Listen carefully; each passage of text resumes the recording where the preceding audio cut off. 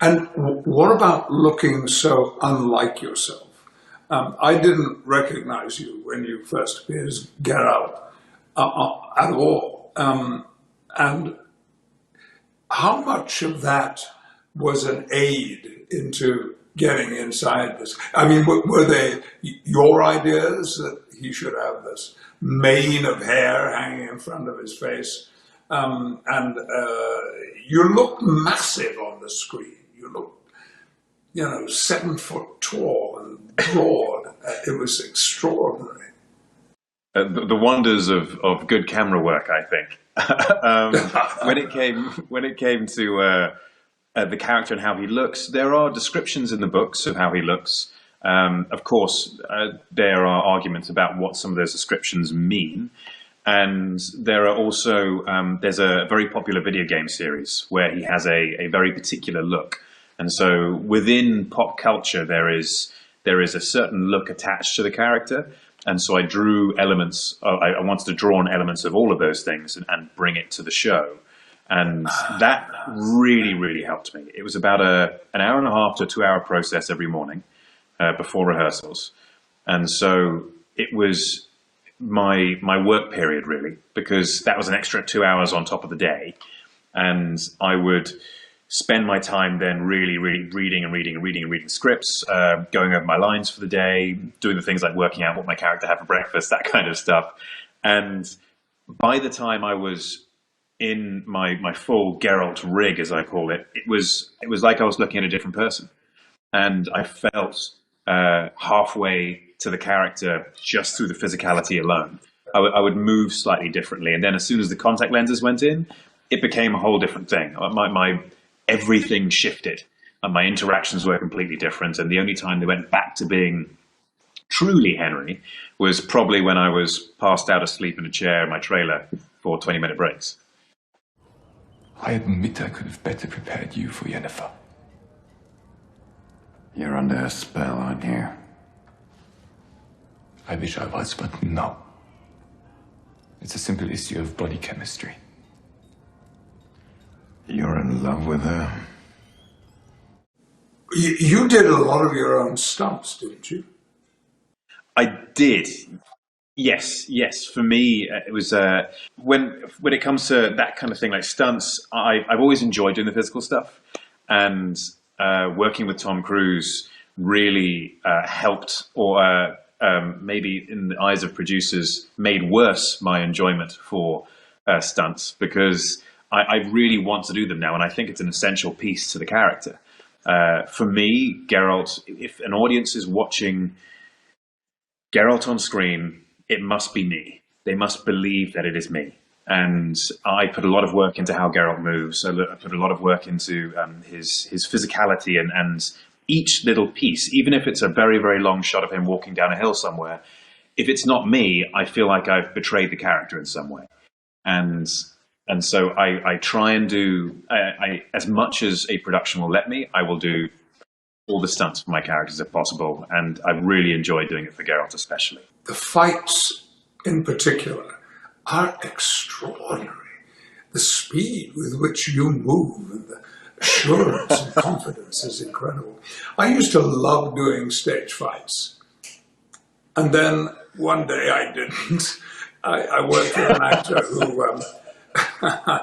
it was in a production of Coriolanus, and I was playing Tullus Ophidius, and right at the beginning of the play there's a battle scene in which he comes face to face with Coriolanus. And we would rehearse in a rehearsal room an hour before the show. We'd do it slowly, the whole fight, and then do it at speed. And it was always perfect, and I loved working with this actor, and everything was accurate and choreographed and brilliant, and yet seeming natural. When we got on stage, I would look into his eyes, and like red mists had clouded over his eyes, and he would do anything. So, I mean, most of the time, I was going backwards, because I had to, because otherwise I'd walk into a sword or something. And there was one, there was one night when our swords met, and his sword broke, and the blade went somewhere, and he was left with the hilt of the sword in his hand. Now, I don't know if you know this or not, but there is a tradition in stage productions when there are fights that you always put a substitute sword downstage left and downstage right, just behind the proscenium arch of the exit. So, and the rule is, every actor knows it, your sword breaks, you step apart and do nothing. And the actor whose sword is broken will go to the nearest side of the stage, pick up the sword, come back, and we will begin again. And the audience can accept this. Well, this particular night, this actor, his sword broke. He looked at the hilt in his hand, and then he threw it at me. And I ducked like this, and it hit a member of the audience. And there was this howl. I mean, the person was actually hurt. It was not fun. You know? So from that moment on, stage fighting became less and less attractive to me, because I was always afraid I would one day not duck fast enough. I would get impaled. I was a desperate old man, quixotic, paranoid, possibly senile. Let's just leave it at quixotic. And now the windmills have turned out to be giants. You want an apology? I want a squadron. Jean-Luc? Clancy. While on set, as much as I do love doing the sword fights, I worked with an incredible stunt person by the name of Lucy Cork for the episode 1 stunt fight, which was by far the most technical. And both of us afterwards had cuts all over our knuckles. Our hands were shaking from exhaustion. It gets to a point where, because you have to throw so much into each piece, and it has to be filled with so much aggression, and you are drawing from so much adrenaline, you start to get to that bit where you think, I'm tired and I feel like it's getting dangerous, but we only have half a day to get this, so we have to shoot it. I can't back out now. We have to do it. And it's a real testament to how talented she is as a stunt performer to be able to work with her, and any mistakes I made, she would adjust to, and any mistakes she made, I would try and adjust to. And it becomes a real dance, but terrifying towards the end of it. By the end of it, it's just, you're completely adrenaline drained and you just want to stop. And I love doing the stunts, but when it's at the end of the day, I'm very happy that they're over. The first fight in the first episode, how many characters were you actually fighting? It seemed like a whole soccer team of people. It was just above a 5-a-side soccer team. Yeah, I think I had a 1, 2, 3, 4, 5, 6 7 in the first bit, and then just the Renfrey character in the second bit. Yeah. Okay, I got a question for you. Okay, Henry, what can you tell me about the Snyder Cut? Oh, the Snyder Cut, the famous / infamous / all sorts of things Snyder Cut. I can't really tell you anything aside from the fact that all I know is that HBO Max will be releasing it, I believe, and it'll be Zach's final vision for the movie, and I don't know anything more than that. And I'm just really happy that Zach got to realize his vision. I think it's important for a filmmaker and a storyteller to have their vision, their intended vision, released and shown to the world. And I'm looking forward to seeing it myself. Oh, great. It's been quite the ordeal, sort of, with all of that. Yes, I mean, with Justice League when it came out, and Zach had to depart because of a death in the family, and then a separate director, Joss Whedon, was brought on, and there was a mix of visions, and the movie wasn't well received. And then over the subsequent years, there was a big push by us to see the fabled Snyder Cut. And now that time has come, and I think it's going to be very enjoyable to watch Zach finally release his vision, as I say. Thank you. Oh, that's great. And when will we see it? Do you know? I don't know. I don't know when they're planning to release yet. I am just an actor, and so I know these things not necessarily ahead of time. If we are lucky as actors, a role comes along or an offer comes along that has an enormous impact on what follows. And that impact can go on year after year after year. Did that happen for you with Superman? I believe it did. And it's something I've always been incredibly grateful for.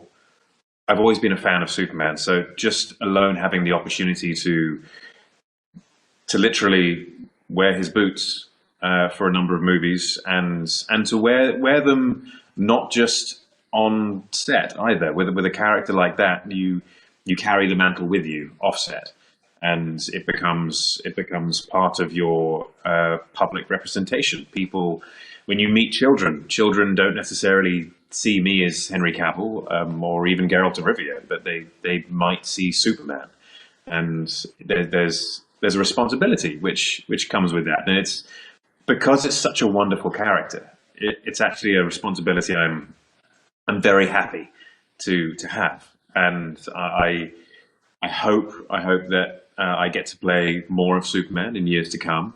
My life has changed dramatically because of it. It has given me plenty of opportunity for roles, and yeah, it's been one of those characters which changed the entire course of my career, and I'm incredibly grateful for it. And it's also taught me a lot about myself. The nature of the character is so good. In what way, Henry? He's so good, the character, and he's so kind, and when you start to compare yourself to him because you're playing him, you start to really look inwards and you say, am I a good person? Can I be a good enough person to play Superman? And if you ever find a whisper in there which is like, hold on a second, maybe not, then you adjust it and you make sure you are a better person. And I think that's all we can do in life when as we grow and we gain experience is not beat ourselves for the mistakes we make, but to endeavor to be better people as those mistakes happen.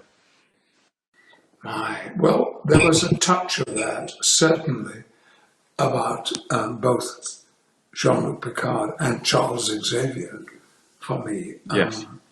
I felt with both of them that they did have an impact, like you have described, on my private life.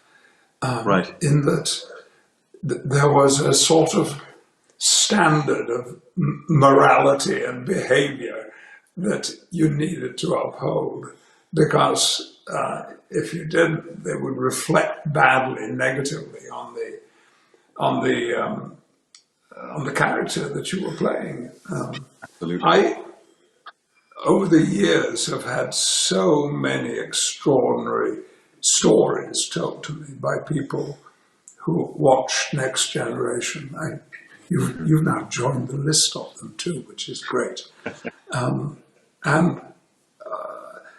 mean, ranging from a man who is a police sergeant in Las Vegas, who wrote to me saying how much he enjoyed the show and how much he enjoyed being a policeman. He always wanted to be a policeman and he loved the job, but there were nights when he came home when what he had seen and heard and experienced was so awful that it almost made him despair for mankind and for the world.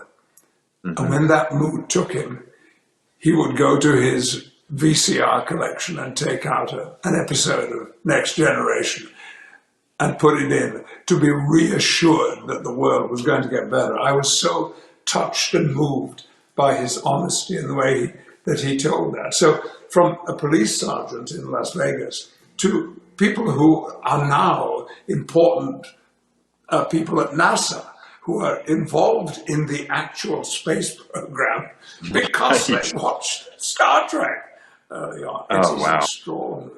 And, you know, we go ahead and we do the work and we love our job and we love the experiences that it brings to us. But then hearing that you have actually impacted somebody's life is a great gift, I think. It must have been. And did that factor into your decision to play Picard again when it came to Star Trek Picard?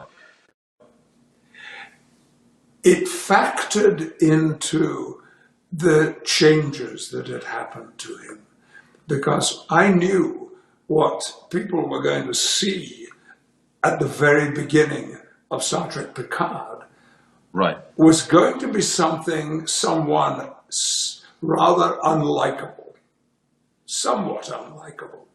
And I think in a way that's why the jokes became important to me. As well as having to communicate why he was in such bad shape, Jean-Luc, when we first met him, depressed and anxious and guilt-ridden, you know. But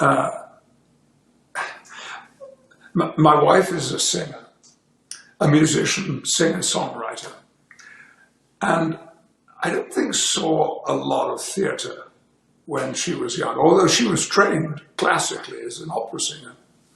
But she has been the first person in my life who actually has commented occasionally negatively on how I bring a character home with me. Oh, okay. That something the absorption has been so real and so intense. Just sitting in the back of a car being driven home is not sufficient to free yourself of all of that. And I now have to consciously think about it. I am this woman's husband. You know, I'm not crazy Jean-Luc Picard or Charles Xavier. And that is the most important role that I have to play. So come on, Patrick, get ready for it. Get ready for going home. Yeah.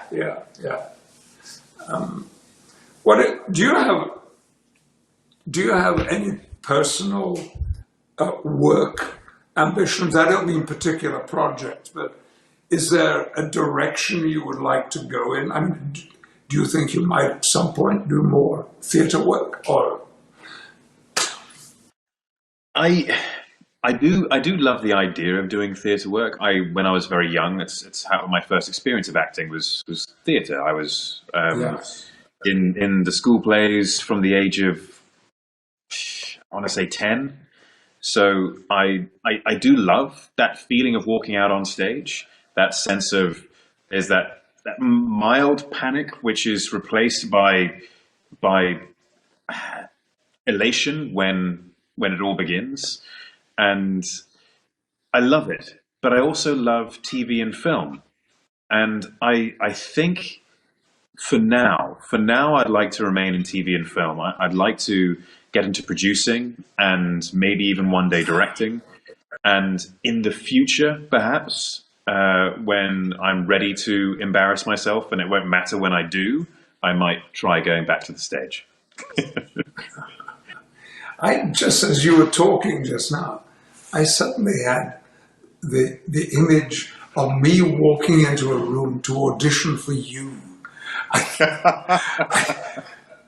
think I might see if I can't get that, if artificially set up, that it would be actually quite good. So Patrick, as you were saying, that maybe one day you had this image of you one day auditioning for me. I think it would be wonderful, and I will definitely have it arranged, but only if Sir Ian McKellen is walking in as you are walking out. So you get to cross each other's paths and then wonder. Well, if Sir Ian is walking out, I could hear you or one of your colleagues say, "Oh, thank God he's gone. Finally. Good. Now what have we got coming in the door?" This guy's going to nail it.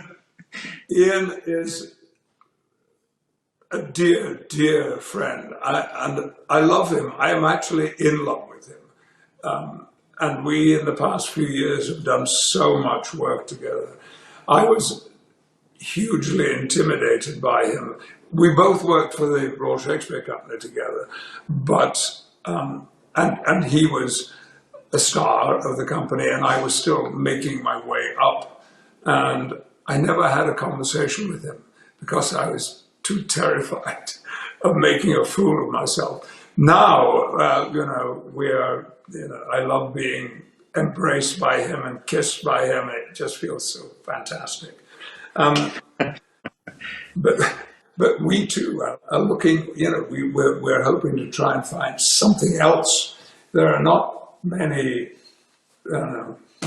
possibilities where you would have two characters that we could each lose ourselves in and connect with again. But I hope it happens. Speaking of the Shakespearean connection, we have a lot of actors on our show who have experience with theatre and Shakespeare, and Anya Chalotra, who is playing Yennefer, who is probably one of the best actors I've ever worked with, and Joey Beatty, who plays Jaskier, who's a wonderful foil to Geralt. He has a lot of Shakespeare experience. But I've noticed you are doing sonnets, daily sonnets, on your Instagram. What has inspired that? And I often pop in there and look at them, and you have your favorite one, or you have friends reading them, and where does that inspiration come from? Well, once again, I have to say it came from my wife.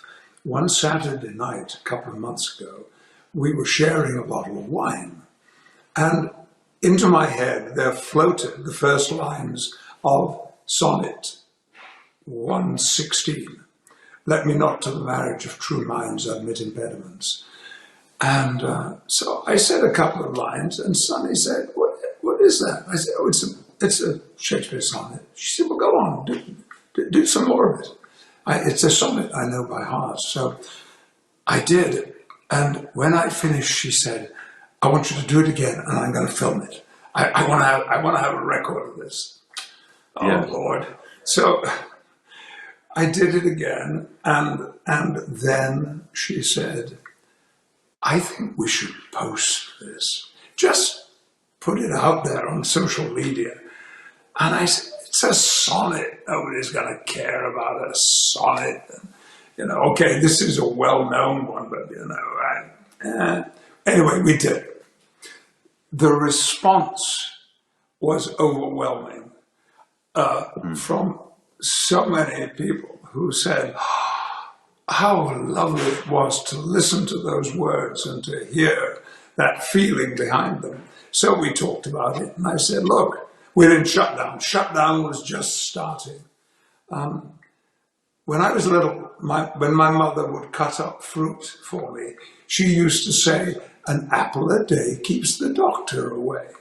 And I said, what if we were to say a sonnet a day keeps the doctor away? Now, I do not mean to be disrespectful to those poor people who have caught the coronavirus, but that's what we decided we would call it. So I'm doing one sonnet a day, but we've taken a break because what has happened in Minneapolis and what has been happening in other places is so sad and enraging and infuriating.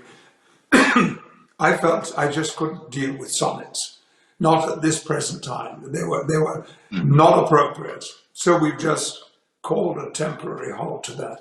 But any day now, we are going to go back to it. I think Instagram is such a wonderful way. It can be used as such a tool for good and for positive thought. And it's incredible. I used to fear it so much. I resisted social media for years and years and years, where my agents or publicists were saying, you have to get onto social media. And I said, no, that's not who I am. I don't want to put myself on the internet. I'm out there enough already as it is. And it took me a while to realize, but it can be used as such a wonderful tool for positivity, good, great messaging, and I love it for that. And I think your sonnets are absolutely wonderful.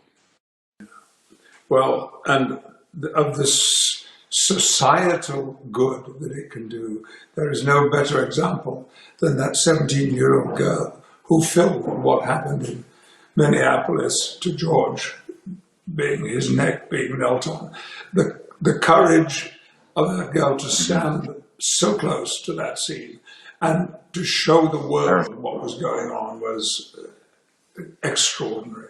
Maybe the most remarkable thing that I've ever experienced, on social media. Well, look, I want to make a deal with you, Henry, that next time we say hello, it will be face to face. I'm please. Pretty much going to be, even when we go, by the way, this morning, the LA Times said that tomorrow, Friday, there are going to be certain relaxing of the lockdown conditions. And it actually mentioned that film, television, and music was included in that. I mean, production. Yeah. Absolutely. So that's fantastic. We are still quite strict over here. The article. I'm sorry, say that again. We're still quite strict over here. Where things are starting to relax a little bit, but it's we're still reasonably strict.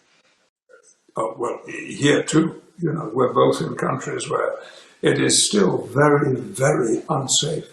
And but if it's in the LA Times, it's got to be true. Absolutely. I mean, it's always true, right?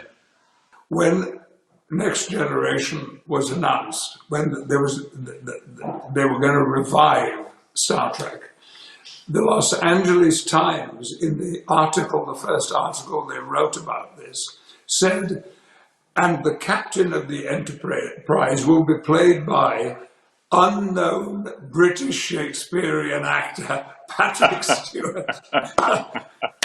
And a few weeks after we'd started filming, one day I arrived at Paramount and there was a notice stuck to the door of my trailer.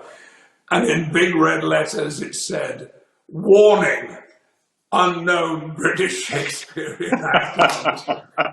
Brent Spiner, my dear friend, had got this thing set up, and somebody tried to sell it at an auction a couple of years ago, and I was able to step in and say, "That's a fake, because I have the original at home." You have the original. Fantastic. Yeah. Just before we go, it's been great talking to you. Sorry, can I just ask one more question? Because I'm really interested in on Brent Spiner and Data's eulogy. You said such stuff. It was such stuff as dreams were made on was one of the lines, and was that your influence that put that into the eulogy from The Tempest? I never proposed those Shakespeare references. Ever. They always came from the writer's room, because I didn't want it to seem that in the middle of this science fiction I was pushing my own acting history, which for so many years was with Shakespeare. But we all loved doing it. I think we did a scene from Henry V, or maybe it was Hamlet. Data was Hamlet, and I was one of the grave diggers, if I remember, in disguise. Oh, well, it's been wonderful talking to you, and thank you so much for your wonderful stories and all the insight into all the work you did in that character and for the years you've done. And as you say, next time, I would absolutely love to be talking face to face.